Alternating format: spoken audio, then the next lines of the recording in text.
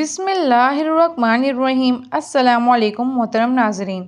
ये 15 साल पुराना किस्सा है। इन दिनों आसिफ और रिजवान मेडिकल के तालिब इल्म थे।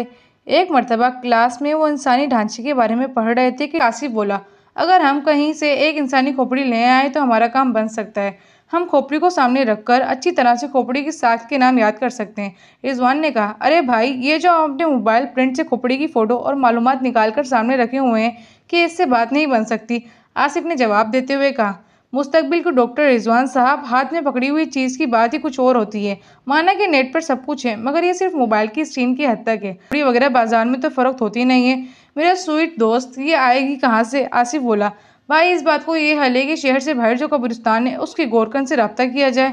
वो मेरा थोड़ा बहुत वाकिफ वाला है। ये मैं कल छुट्टी के दिन कर लूँगा। कल शाम को मिलूंगा। बल्कि तुम ऐसा करना, कल शाम को आ जाना, हम इकट्ठे ही चलेंगे। दूसरे दिन शाम को रिजवान और आसिफ अपनी बाइक पर शहर से बाहर वाले एक कब्रिस्तान में जा पहुंचे, जहां का गोरकन आसिफ का वाकिफ था। थोड़ा बहुत गोरकन का मकान कब्रिस्तान के साथ ही था। जब आसिफ के दस्तक देने पर उसने दरवाजा खोला तो आसिफ को देखकर वो पहचान गया और बोला, खैर तो है आसिफ बाबू, आज कैसे आना हो गया? कहीं कोई फौतगी? आसिफ ने उसकी बात काटते हुए कहा, नहीं नहीं कमरदीन साहब, हमारे यहाँ कोई फौतगी नहीं हुई और सब खैर खैरियत से है। बस तुमसे कुछ काम पड़ गया था। क्या अब हम यहाँ खड़े ही रहें? अरे नहीं बाबूजी, आप अंदर आ जाएं। आसिफ ने गोरकन से कहा, हमको एक इंसानी खोपड़ी चाहिए। तो गोरकन ने चौंक कर उन दोनों की तरफ देखा। इसी वक्त आसिफ ने 500 रुपए का नोट जबरदस्ती उसकी जेब में डाल दिया। गोरकन ने पहले तो खोपड़ी निकाल कर देने से माजरत कर ली, मगर जब आसिफ ने उसको यकीन दिलाया कि वो खोपड़ी किसी गलत मकसद के लिए नहीं जा रही, वो मेडिकल के स्टूडेंट है, उनको वाकई तालीमी सरगर्मी में इस्तेमाल करने के लिए खोपड़ी दरकार है, तो गोरकन ने ये कहते हुए खोपड़ी निकाल कर देने पर रजामंदी हाजिर कर दी। ठीक है साहब, मगर इसकी मजीद कुछ कीमत देनी होगी। आसिफ ने मजीद 500 रुपये उसको दे दिए तो उसने उनको रात 10 बजे आने का कहा। वह वापस चले गए। घर आकर रिजवान ने आसिफ को कहा, आसिफ, मैं तो पहली मर्तबा इतनी रात कब्रिस्तान जाऊंगा, कहीं मुझे कोई रूह ही ना चिमट जाए। तो आसिफ हंसता हुआ बोला, अबे गामड़, तो क्या मैं रोज कब्रिस्तान जाता हूँ? क्या मैं कफन चोर हूँ? तुम घबराओ नहीं, गोरकन हमारे साथ होगा। रात 9 बजे के करीब आसिफ ने घर वालों से बहाना बनाकर 2 घंटे की इजाजत मांगी कि उनका एक दोस्त बाइक से गिर कर जख्मी हो चुका है और वो उसे अस्पताल देखने जा रहे हैं। साथ रिजवान भी होगा। अगरचे अब्बा जान ने उसको इजाजत दे दी। वो जब शहर से बाहर बड़े कब्रिस्तान की सड़क पर मुड़े तो मौसम हल्की हल्की हवा चलने और बिजली चमकने से मजीद खराब हो गया था। कब्रिस्तान से करीब ही गोरकन का मकान था। गोरकन को साथ लिया। गोरकन ने खोदने वाली कद्दाल और एक टॉर्च हाथ में पकड़ी हुई थी। कब्रिस्तान के गेट में दाखिल होते ही जब बिजली चमकी तो एक लम्हे के लिए उनको कब्र की तहवील नजर आ गई। तब इन दोनों के दिल खौफ व धड़क से उठे और जिसने खौफ की लहर दौड़ने लगी। रिजवान ने एक लम्हे के लिए सोचा कि वो वापस चले जाएं, मगर फिर दोस्त के साथ होने का हौसला पाकर वो आगे बढ़ता गया। कब्रिस्तान के दरख्त चमकते हुए बिजली में नजर आने लगे, वरना उसके साए गहरे काले रंग के लग रहे थे, जैसे बहुत सारी चुड़ैलें एक साथ खड़ी हों। कुछ दूर चलने के बाद गोरकन बोला, साहब, ये कब्र किसी वक़ार साहब की है और मैंने देखा है कि इसकी देखभाल को भी बहुत कम आते हैं इसके वारिस, तो मैं आपको इसकी खोपड़ी निकाल कर दे देता हूँ। ये कहकर वो अपना बेलचा इसने हाथ में पकड़ा हुआ था उससे कब्र की मिट्टी हटाने लगा। आसिफ बाबू, गोरकन ने हिदायत देते हुए कहा, आप ये टार्च सिर्फ इस कब्र पर रखो, इधर इधर रोशनी ना करना। रिजवान एक तरफ खड़ा ये खौफनाक कब्रिस्तान देख रहा था। डर के मारे उसका पसीना छूट रहा था, मगर वो अपनी बेइज्जती के डर से वापस नहीं जा रहा था। थोड़ी देर में गोरकन ने मिट्टी हटा दी। पत्थर की इस सील ने जरा सी खिसकाकर हटाई और फिर चंद ही मिनटों में कब्र ओपन हो चुकी थी। अब तो टॉर्च पकड़े आसिफ का दिल भी नामालूम खौफ से घबरा रहा था।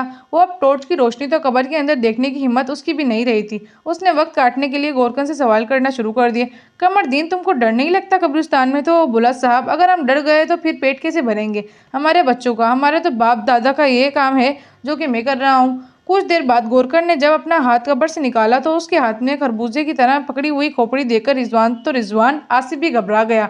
गोरकन ने अपनी जेब से कपड़े का खाला थैला निकालते हुए इंसानी खोपड़ी को उसमें खरबूजे की तरह डाल दिया। फिर वो थैला एक साइड पर रखकर कब्र को बंद करने लगा। कुछ वक्त की मेहनत के बाद कब्र बंद हो गई। तब गोरकन ने मिट्टी फिर से डाल दी और हाथ झाड़ते हुए कहने लगा, ये लो आसिफ साहब, अपनी मतलूबा चीज़। आसिफ अब इस थैले को हाथ में पकड़ते हुए ही घबरा रहा था, मगर हौसला करके उसने थैला जैसे ही पकड़ा तो उसको लगा जैसे उसकी अपनी जिंदा सलामत खोपड़ी जो उसके कंधों के ऊपर थी उसमें गर्म सी भर गई है। गर्मी लगने का यह सिलसिला जल्दी खत्म हो गया था, मगर इन दोनों के दिल भी घबराहट से महसूस कर रहे थे। गोरकन के मकान तक आने पर उसने बाकी 500 रुपये पकड़ा दिए। बाइक स्टार्ट करके खोपड़ी वाला थैला मोटरसाइकिल की एक साइड पर लटका दिया। जब वो रिजवान के घर के पास आए तो रिजवान उतर गया। तब आसिफ ने खोपड़ी रिजवान को पकड़ा दी। पहले तो रिजवान डरता रहा, मगर जब आसिफ ने उससे कहा, तुम्हारे पास लॉक वाली अलमारी है, तुम उसको अलमारी में रख कर लॉक कर देना। मेरी अलमारी का लॉक खराब है तो उस घर का कोई भी फर्द देख सकता है। रिजवान ये जब सुनकर खोपड़ी अपने पास रखने पर मान गया। घर के अंदर जाकर उसने सबसे पहला थैला अलमारी में रखकर लॉक कर दिया। खाना वगैरह खाकर अभी वो सोने ही जा रहा था कि अचानक उसको जोरदार चीख सुनाई दी। वो घबराकर अपने कमरे से बाहर निकला तो उसके बड़े भाई अपने छोटे बेटे को जमीन से उठाते हुए नजर आए।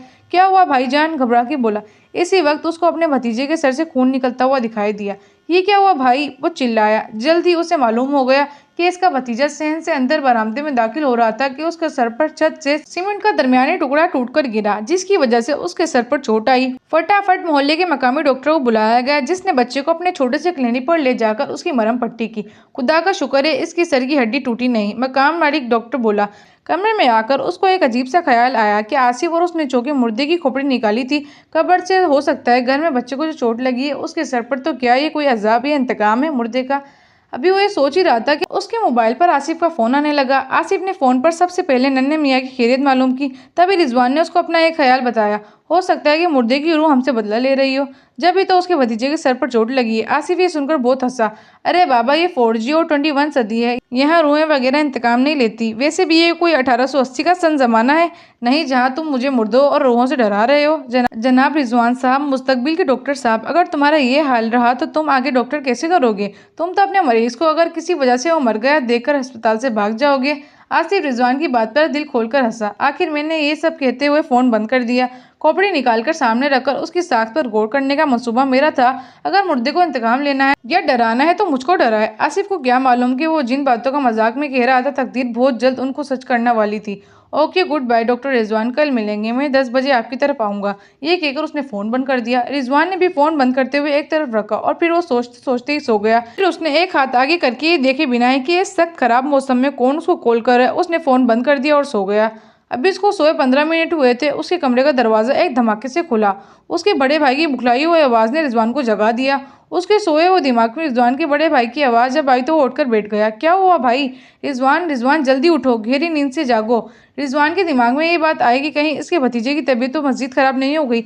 भैया, क्या वसीम ठीक है? इसने पूछा। हाँ हाँ, वसीम तो ठीक है, तुम जल्दी बाहर आओ, आसिफ की तरफ जाना है। आसिफ की तरफ? क्यों, क्या हुआ? इस वक्त तो सुबह के 5 बजे हैं। रिजवान, ज्यादा सवाल मत करो, लगता है तुम्हारा दिमाग अभी तक सो रहा है। तुमको आसिफ के अब्बा ने भी फोन किया था मगर तुमने फोन ही ऑफ कर दिया। तभी उन्होंने कहा हमको इमरजेंसी इत्तला मिली, आसिफ अब इस दुनिया में नहीं रहा। भैया ने एक बम रिजवान के ऊपर गिरा दिया। आसिफ को क्या हुआ भाई? आसिफ रात कमरे में सोया था कि अचानक उसके कमरे से जोरदार आवाज आई तो उसके दोनों भाई और अब्बा उसके कमरे में गए तो उन्होंने एक होलनाक मंजर देखा कि कमरे की छत से पंखा टूटकर आसिफ के सर पर लगा हुआ है और बेचारा आसिफ सोते ही में अपनी खोपड़ी टूट जाने से ये दुनिया छोड़कर चला गया। रिजवान ने ये होलनाक बात सुनी तो उसका दिल भी डोलने लगा। बेहोश होते होते उसके दिमाग में सिर्फ ये बात चल रही थी कि जिस मुर्दे की खोपड़ी उन दोस्तों ने निकाली थी, आखिरकार उसने अपना इंतकाम आसिफ से ले लिया। अब उसकी बारी है। आसिफ की खोपड़ी तो टूट गई और वो दुनिया छोड़कर गया, मगर मुर्दा अब उसको नहीं छोड़ेगा। जब रिजवान को होश आया तो उसके अजीज तरीन दोस्त का जनाजा तैयार था। अगरचे उसकी तबीयत भी बहुत खराब थी मगर उसने जिद करके अपने दोस्तों की डेड बॉडी देखी। खोपड़ी की हड्डी टूट जाने से चेहरा देखने के काबिल नहीं था। इत्तेफाक देखें, आसिफ का जनाजा भी उसी कब्रिस्तान में गया जहाँ 24 घंटे पहले खोपड़ी निकाल कर ले गए थे और उसकी कब्र भी उसी की कतार में थी जिसके शुरू में आसिफ और रिजवान एक पुरानी कब्र से खोपड़ी निकाल कर ले गए थे। आसिफ के जनाजे पर रिजवान को तो ना ले जाया गया। बेपनाह सदमे से उसकी तबीयत खराब थी। आसिफ की अलमनाक मौत लोगों के लिए तो पंखा गिरने से हुई थी, मगर सदमे से गुमसुम रिजवान अच्छी तरह जानता था कि ये पंखा भी मुर्दे के इंतकाम की वजह से गिरा है। मुर्दे की भी वो खोपड़ी निकाल कर लाए थे। आसिफ की मौत के 3-4 दिन बाद रिजवान की तबीयत कदरे खराब हो गई थी। उसने खोपड़ी वाला थैला अलमारी से निकाला, तब अचानक उसे महसूस हुआ खोपड़ी की आंखें की जगह रोशन सी निकल रही है। उसने बाहर आकर बाइक स्टार्ट की, घर वालों से बहाना बनाकर कब्रिस्तान वाली सड़क की जानिब आ गया। कब्रिस्तान में आकर जब उसने गोरकन को तलाश किया तो मालूम हुआ कब्रिस्तान के जनूबी कोने में काम कर रहा है। रिजवान का ये प्रोग्राम था कि आज वो खोपड़ी दिए बिना और 3-4 दिन तक आसिफ की कब्र पर बैठकर काफी देर तक कुरान पाक पढ़ेगा। गोरकन जैसे ही उसको मिला, पहले तो उसने आसिफ की अलमनाक मौत पर बेपनाह अफसोस का इजहार किया। फिर जब रिजवान ने उसको खोपड़ी रात को कब्र फिर से खोलकर उसमें रखने का कहा तो वो हैरान हुआ। उसने पूछा, ये तो आपको मेडिकल के कामों में चाहिए थी ना, अब क्यों वापस कर रहे हैं?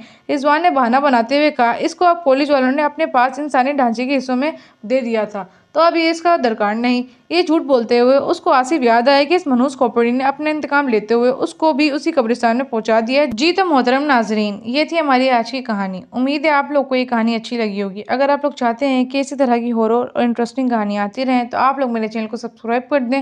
वीडियो अच्छी लगी तो लाइक शेयर एंड कमेंट जरूर कीजिएगा। आज के लिए इतना ही। अल्लाह हाफिज़।